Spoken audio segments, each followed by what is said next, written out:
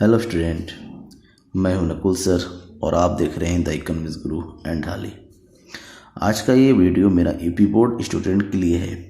वो स्टूडेंट जो 2021 की तैयारी कर रहे हैं और इकोनॉमिक्स के पेपर पैटर्न के बारे में जानना चाहते हैं, तो मैं आपके लिए लेके आया हूँ सैम्पल पेपर 2021 के अकॉर्डिंग। बहुत ही ज़्यादा इम्पोर्टेंट वीडियो है आपके लिए और बने रहिएगा वीडियो के साथ, लास्ट तक देखते रहिएगा। चैनल को सब्सक्राइब नहीं किया तो चैनल को सब्सक्राइब कर लीजिए, साथ ही साथ अपने दोस्तों के बीच में वीडियो को ज़्यादा से ज़्यादा शेयर कीजिए, क्योंकि पैंडेमिक पीरियड है, आपकी तैयारी नहीं होगी तो इम्पोर्टेंट टॉपिक एग्ज़ाम का पैटर्न आपको पता होना चाहिए, जिसके बारे में मैं आपको पूरा डिस्क्राइब करूँगा। आपका जो पेपर है वो 100 मार्क्स का होता है यूपी बोर्ड में इकोनॉमिक्स का, और इसको सॉल्व करने का टाइम मिलेगा आपको 3 घंटा 15 मिनट, और इसमें आपको टोटल मिला के 27 क्वेश्चन पूछे जाएंगे। और 27 क्वेश्चन किस तरह के होंगे ये भी आपको जानना ज़रूरी है। यहाँ पर जो क्वेश्चन आपको पूछे जाते हैं, जो 27 क्वेश्चन है, उसमें question number 1 to question number 10 आपका 1 मार्क्स का होता है, जो कि 10 क्वेश्चन है। क्वेश्चन नंबर 11 से लेकर क्वेश्चन नंबर 18 तक 3 मार्क्स के क्वेश्चन होंगे, जो कि 8 क्वेश्चन होते हैं number of total. Question number 19 से क्वेश्चन नंबर 24 तक 6 मार्क्स के क्वेश्चन होते हैं, जो कि 6 क्वेश्चन होते हैं 6 मार्क्स के। और क्वेश्चन नंबर 25, 26 एंड 27 आपके 10 मार्क्स के होंगे, जो कि वेरी लॉन्ग आंसर टाइप होते हैं, डिस्क्रिप्टिव टाइप में होते हैं। अगर पूरा डिस्क्रिप्शन के साथ लिखना होता है ये 3 क्वेश्चन आते हैं आपके। टोटल मिला के नंबर ऑफ क्वेश्चन आपके आ गए 27 क्वेश्चन, और टोटल मिला के सारे मार्क्स होके आपके 100। आपको 3 घंटे 15 मिनट में 15 मिनट आपको क्वेश्चन पेपर रीडिंग का मिलता है, बाकी 3 घंटे आपको क्वेश्चन पेपर को लिखने का मिलता है। आपको 3 घंटे में सारे के सारे 27 क्वेश्चन को सॉल्व करना है। सबसे अच्छी बात आपको ये है कि ये जो 1 से लेकर 10 तक के क्वेश्चन होते हैं ये MCQs होते हैं, यानी कि मल्टीपल चॉइस टाइप के क्वेश्चन होते हैं, जहाँ पर आपको केवल टिक मार्क करना है। आंसर दिए होंगे, इसके ऑप्शन दिए होंगे और ऑप्शन पर सही ऑप्शन पर टिक मारना है, तो इसमें आपको टाइम वेस्ट नहीं होगा। बाकी जो क्वेश्चन नंबर 11 से लेकर क्वेश्चन नंबर 27 ये आपका डिस्क्रिप्टिव होता है, मतलब यहाँ पर आपको कोई पूरे क्वेश्चन के आंसर लिखने होते हैं। ठीक है, तो चलिए शुरू करते हैं किस टाइप में क्वेश्चन आते हैं। क्वेश्चन का सिलसिला, एक सैम्पल पेपर मैंने तैयार किया है। ठीक है, तो किस तरह से है। सबसे पहला जो मिलेगा आपको बहुविकल्पी प्रश्न, क्वेश्चन नंबर 1 से लेकर क्वेश्चन नंबर 10, और सबसे पहला क्वेश्चन है इसमें, द प्रिंसिपल ऑफ इकोनॉमिक्स नामक पुस्तक की रचना किसने की। ऑप्शन दिया हुआ है JB से, GM Keynes, professor Marshall, Adam Smith. चारों में से एक क्वेश्चन का आंसर सही है। तो आपके लिए मैं बता दूं, द प्रिंसिपल ऑफ इकोनॉमिक्स जो नामक जो पुस्तक है, जो बुक है, उसको प्रोफेसर मार्शल ने लिखा था।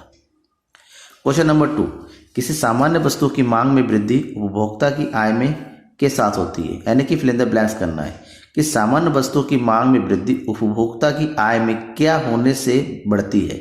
तो ऑप्शन है वृद्धि, कमी, उपयुक्त, दोनों इनमें से कोई नहीं।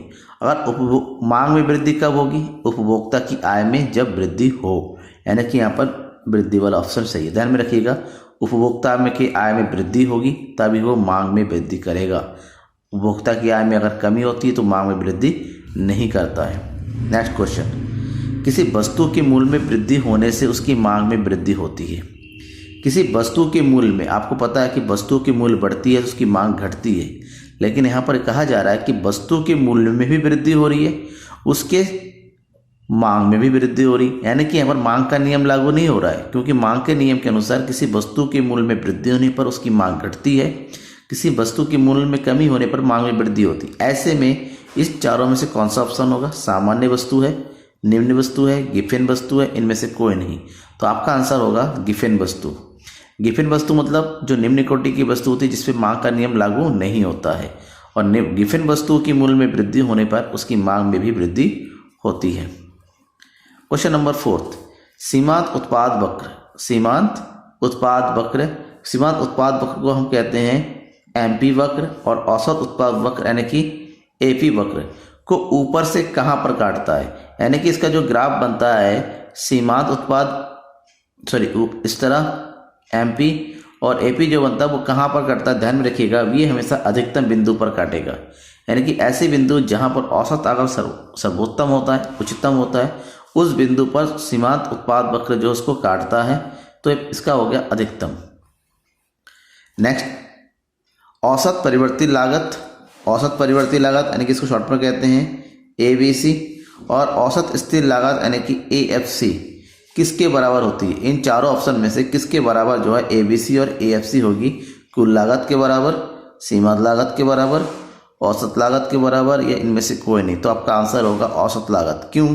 क्योंकि AC इक्वल टू होता है ABC प्लस AFC, इन दोनों का टोटल करेंगे तो वो औसत लागत के बराबर होगा। ऐसे में हमारा आंसर जो है औसत लागत है। ठीक है, नेक्स्ट क्वेश्चन। पूर्ण प्रतियोगी बाजार में मांग और पूर्ति में संतुलन कहाँ स्थापित होता है? अकॉर्डिंग टू प्रोफेसर मार्शल, किसी भी बाजार में संतुलन का स्थापना उस बिंदु पर होता है जहां पर मांग और पूर्ति आपस में बराबर हो। ऑप्शन दिया हुआ है, जहां मांग और पूर्ति बराबर हो, जहां मांग और पूर्ति बराबर ना हो, उपयोग दोनों, उपयोग में कोई नहीं। तो सीधा सा अंतर है, ऐसे बिंदु जहां पर आपका डिमांड यानी कि मांग बराबर पूर्ति होता है, उस बिंदु पर संतुलन कीमत का निर्धारण होता है। यानी कि हमारा ऑप्शन नंबर 1 सही है।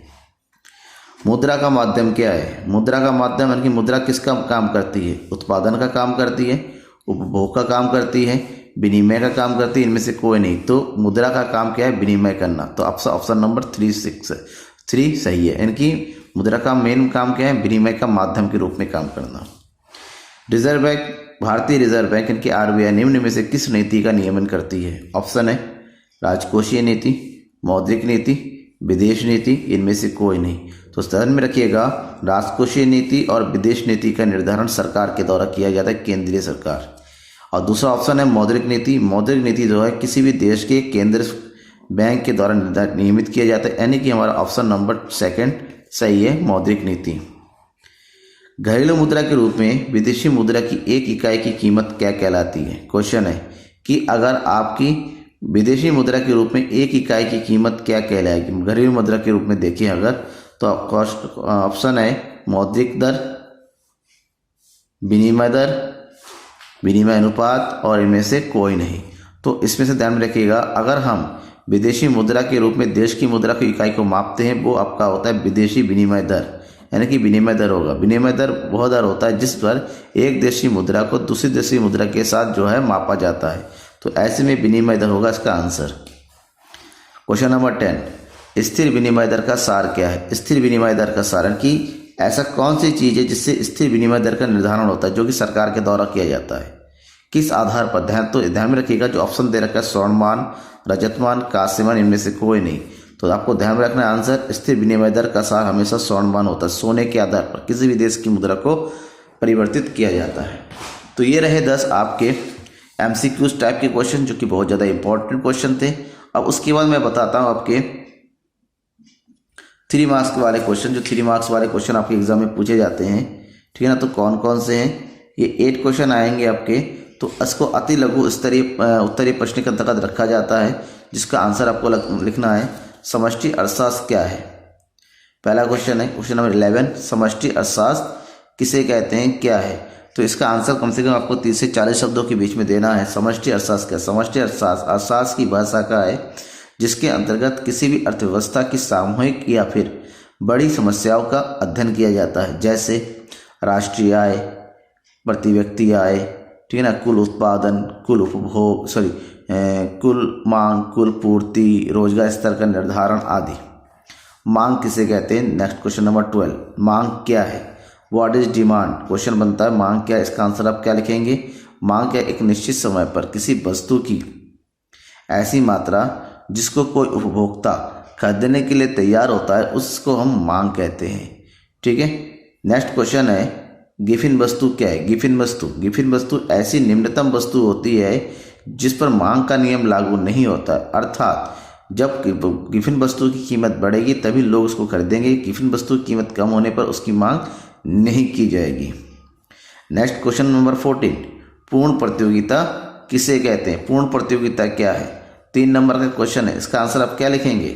पूर्ण प्रतियोगिता बाजार का एक ऐसा स्वरूप होता है जहां पर विक्रेताओं और क्रेताओं की कोई कमी नहीं होती, असंख्य होती है, जहां पर किसी एक ही समान वस्तु की समान इकाइयों का क्रय विक्रय होता है और उसकी कीमत भी संपूर्ण बाजार में एक समान रहती है। इसको डिस्क्राइब करके आपको लिखना है। नेक्स्ट क्वेश्चन है क्वेश्चन नंबर 15, राष्ट्रीय आय से क्या तात्पर्य है? राष्ट्रीय आय क्या है? What is national income? राष्ट्रीय क्या है?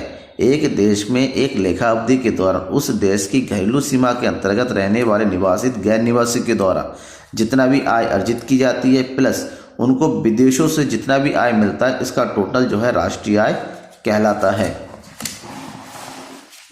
नेक्स्ट क्वेश्चन नंबर 11, पूंजीगत वस्तु क्या होती है? पूंजीगत वस्तु ऐसी वस्तु होती है जिन पर पूंजी का व्यय करके जो है उसको खरीदा जाता है और इसका नेचर जो है लंबी अवधि का होता है, जैसे कार हो गया, ठीक है, कार हो गया, आपका भूमि हो गया, आपके पास टेलीविज़न हो गया, जिसमें ये लॉन्ग टर्म की वस्तु होती है जिसमें एक पूंजीगत व्यय किया जाता है, यानी कि बहुत बड़े अमाउंट का खर्चा किया जाता है।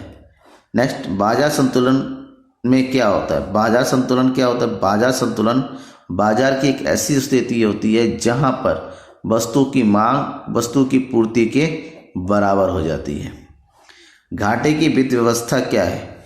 घाटे की वित्त व्यवस्था का संबंध किससे होता है? बजट से है। मतलब एक ऐसा बजट जहां पर देश आय उससे व्यय से कम होती है, यानी कि देश में उत्पादन स्तर बढ़ाने के लिए या फिर रोजगार स्तर बढ़ाने के लिए सरकार के द्वारा ऐसे बजट का निर्माण किया जाता है जहां पर उसके व्यय यानी कि उसके खर्चे उसके आय से कम होती है। तो ऐसी स्थिति को घाटे की वित्त व्यवस्था कहते हैं। उसके बाद हम शुरू करेंगे लघु स्तरीय प्रश्न। लघु स्तरीय प्रश्न मतलब ऐसे क्वेश्चन जिसके 6 मार्क्स के हिसाब से इसके मार्क्स आने हैं और इसका आंसर कम से कम 100 से 150 शब्दों के बीच में देना होता है। तो इन क्वेश्चन के आंसर मैं आपको डिस्क्रिप्शन में दिया हुआ रहूँगा। डिस्क्रिप्शन में सारे क्वेश्चन के आंसर के वीडियोस आपको मिलेंगे, उस डिस्क्रिप्शन में जाइए। वीडियो को मैं क्वेश्चन नंबर के हिसाब से मैं सारे लिंक दे दूंगा, आप उसको देखिए, पढ़िए, समझिए, क्योंकि लॉन्ग क्वेश्चन आंसर है तो आपको उस हिसाब से करना होगा। पहला क्वेश्चन है उत्पत्ति राशि नियम किसे कहते हैं? दूसरा, एकाधिकारी प्रतिस्पर्धा क्या होती है? क्वेश्चन नंबर 21, प्रति व्यक्ति आय क्या है? प्रति व्यक्ति आय थोड़ा मैं आपको बता दूं, वह आय होती है यानी कि देश की जो कुल आय होती है, कुल आय यानी कि कुल राष्ट्रीय आय को देश की कुल संख्या से भाग देने पर जो इनकम मिलती है उसे प्रति व्यक्ति आय कहा जाता है। वस्तु विनिमय प्रणाली के दोष क्या है? वस्तु विनिमय प्रणाली के बारे में बताना है। इसके प्रमुख दोष यानी कि कहीं कहीं इसको कठिनाई के रूप में भी लिखा जाता है। तो इसका डिस्क्रिप्शन में आपको पूरा वीडियो का लिंक दे रखा हूँ, आप देखिएगा। वित्तीय घाटा किसे कहते हैं? वित्तीय घाटा भी बजट का ही घाटे का एक रूप है। फिलहाल मैं इसके रिलेटेड कोई वीडियो शायद मेरे इसमें नहीं होगा, लेकिन बजट घाटे के बारे में वीडियो दे रखा है जिसका लिंक मैं दे दूंगा। और वित्तीय घाटा दिया है, जल्दी इसके ऊपर मैं एक वीडियो ले आऊँगा आपके लिए। विश्व बैंक पर टिप्पणी कीजिए। विश्व बैंक क्या होता है? यानी कि विश्व बैंक मतलब पूरे विश्व के द्वारा जिस बैंक को जो है विकासशील या फिर अन्य प्रकार की विभिन्न सहायता देने के लिए तैयार किया गया है, जिसमें जिसके सदस्य देश होते हैं, कंट्रीब्यूशन द्वारा चलता है विश्व बैंक। इसके ऊपर आपको टिप्पणी लिखना है। तो विश्व बैंक क्या होता है, निर्माण कब हुआ, इसके बारे में जल्दी मैं आपके लिए एक वीडियो तैयार करूंगा, तो वेट कीजिए, बने रहिएगा, तो वीडियो जल्दी मिलेगा। नेक्स्ट क्वेश्चन होता है दीर्घ उत्तरीय, जो कि 10 मार्क्स के हिसाब से होता है, लॉन्ग होता है और इसका आंसर आपको 250 से 300 शब्दों के बीच में लिखना होता है। तो कौन कौन से क्वेश्चन है वो देखिए जो इंपॉर्टेंट है। पहला क्वेश्चन है उपयोगिता से क्या तात्पर्य है? सीमांत उपयोगिता एवं कुल उपयोगिता के संबंधों को चित्र सहित स्पष्ट कीजिए। उपयोगिता का अर्थ लिखना है, कुल उपयोगिता यानी कि MU और TU के बीच में चित्र सहित इसके अर्थ दिए। तो डिस्क्रिप्शन में जाइए, इसका आंसर आपको मिल जाएगा। मांग की लोच से क्या तात्पर्य है? रेखा चित्रों की सहायता से मांग की लोच के प्रकार बताइए। दोनों ऑप्शन है, या तो आपको उपयोगिता वाला क्वेश्चन सॉल्व करना है या मांग वाला क्वेश्चन सॉल्व करना है। दोनों के आंसर फिलहाल मैं आपको डिस्क्रिप्शन में दे रहा हूँ। 26, उत्पादन एवं उपभोग में अंतर स्पष्ट कीजिए। उत्पादन और उपभोग क्या होता है? उत्पादन और उपभोग दोनों एक दूसरे का जो है विपरीत होता है, दोनों में अंतर स्पष्ट करना है। 10 मार्क्स में लिखना है, लॉन्ग में इसका डिस्क्रिप्शन देना है, डायग्राम भी तैयार करना है आपको। तो कैसे करेंगे इसके वीडियोस में जल्दी आपको दूंगा। औसत लागत एवं सीमांत लागत के संबंधों को रेखा चित्रों की सहायता से समझाइए। इस क्वेश्चन का आंसर आपको डिस्क्रिप्शन में मिल जाएगा। इन दोनों में से किसी एक क्वेश्चन को सॉल्व करना है। और लास्ट क्वेश्चन है 27, यहाँ पर भी 2 क्वेश्चन दे रखा है, दोनों में से किसी एक को ही आपको सॉल्व करना है। पहला क्वेश्चन है आय एवं रोजगार सिद्धांत के विभिन्न दृष्टिकोणों को अवगत कराएं। और विभिन्न दृष्टिकोणों में मैंने फिलहाल 2 ही वीडियो तैयार किया इसमें, जो कि कीन्स का रोजगार सिद्धांत और JBC का सिद्धांत है। दोनों वीडियो के लिंक मैं आपको दे दूंगा, तो देख लीजिएगा। कीन्स के व्यय सिद्धांत को स्पष्ट कीजिए। किन्स का बैच सिद्धांत, ये फिलहाल अभी तक इस वीडियो को मैं तैयार नहीं कर पाया हूँ, जल्द ही वीडियो आ जाएगा। आप बने रहेगा, मेरे चैनल के सब्सक्राइब कर लीजिएगा और दोस्तों के बीच में शेयर कीजिएगा। Thank you.